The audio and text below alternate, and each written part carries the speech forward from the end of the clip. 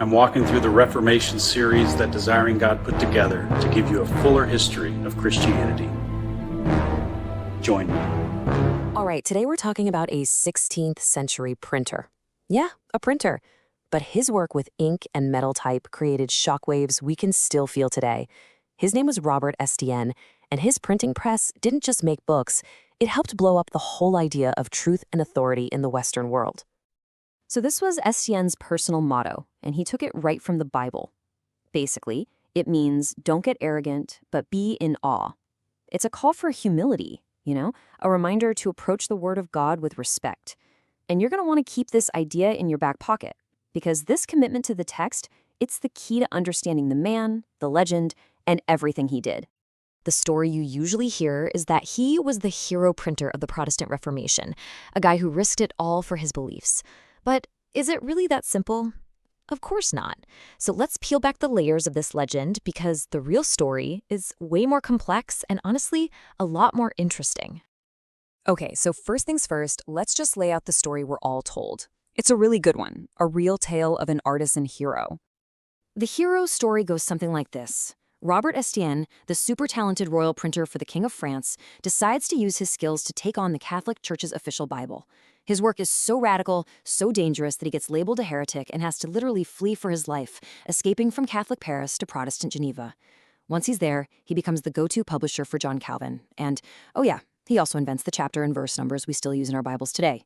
It sounds like a movie script, right? A perfect story of courage and faith. It's a great story, but how much of it is actually true? Let's put this heroic tale under a microscope and do a little fact-checking. So when you actually break it down, you see this story isn't exactly wrong. It's just missing a lot. The basic facts of his life, totally accurate. His amazing legacy with texts and verse numbers, 100%. But his motives? That's where it gets murky. He was a humanist scholar before he was a Protestant firebrand. And the context? The legend conveniently leaves out that he was protected by the King of France himself. And here's the biggest one.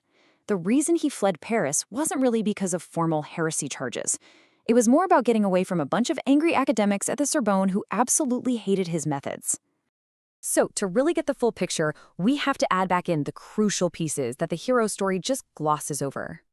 For starters, he wasn't just making this stuff up in a vacuum. A famous scholar named Erasmus had already laid the groundwork for comparing ancient manuscripts. Estienne perfected it for sure, but he didn't invent it. Then there's his weird relationship with King Francis I. He was both the king's official printer and a guy challenging the king's religious authorities. But honestly, the biggest kicker, the real irony here, early in his career, Estienne's press printed papal indulgences. The exact things that helped kickstart the whole Reformation to begin with. And you can really see his whole journey laid out here. This was not an overnight transformation. The guy didn't just wake up one day a revolutionary. He starts out as a craftsman working for Rome, then he becomes this celebrated royal printer, then a controversial scholar. And it's only after he flees Paris in 1550 that he goes all in as the chief publisher for the reformers in Geneva. It was a slow burn, a gradual evolution that had as much to do with politics as it did with faith. But here's the thing. His ultimate legacy is about something way bigger than just one religious movement. Estienne was right at the heart of a total revolution in how we access information itself. This right here, this illustrates the massive shift perfectly. For centuries, spiritual authority lived in a place, the church, the cathedral. The word was literally carved in stone, sitting on an altar, and a priest had to interpret it for you. What Estienne's work did was help yank that authority out of the building and slap it onto a printed page. Suddenly, the word was in your hands. You could read it. You could interpret it. So how do you pull this off? It was basically a 4-step plan. First, publish the Bible in its original Greek and Hebrew. Step 2, create these incredible tools in the margins. Scholars call it a critical apparatus that let you compare different ancient versions of the text for yourself. Think of it like a track changes for the Bible. Step 3, print tons of Bibles in everyday French. And step 4, the result of all of this was that he empowered regular people to read the text for themselves, completely bypassing the old gatekeepers. And what's so fascinating is that this revolutionary idea wasn't even new.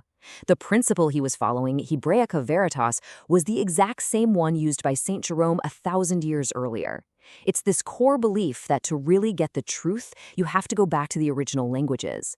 Estienne was just applying an ancient scholarly value using revolutionary modern technology. Okay, so we've waded through all this nuance and complexity. But so what? Why does this more complicated story matter more than the simple tale of a Reformation hero? Listen to this quote for a second. Now, you'd probably guess that's Estienne, right? It sounds just like his motto. But nope, that's Saint Jerome, writing in the 4th century about his work translating the Bible into Latin. He also saw his work as a humble search for truth. Sounds pretty familiar, doesn't it? And this right here is the crucial point. You have two brilliant men, both driven by the same virtue, humility before the text, but they had completely different goals. Jerome used his scholarship to create one unified text to hold the church together. Estienne used his scholarship and his printing press to give the text to individuals, which ultimately blew that unity apart. And that's his real legacy. It's so much bigger than one religious movement. Robert Estienne helped fundamentally change how we encounter truth itself. He helped make it something you could hold in your hands, something you could take with you, something that was accessible, portable, and deeply personal. At the end of the day, Estienne's story is the perfect reminder that our heroes are rarely as simple as the legends claim. And it leaves you with a pretty big question to think about. When else does a simple, clean story end up hiding a much more important and much more complicated truth?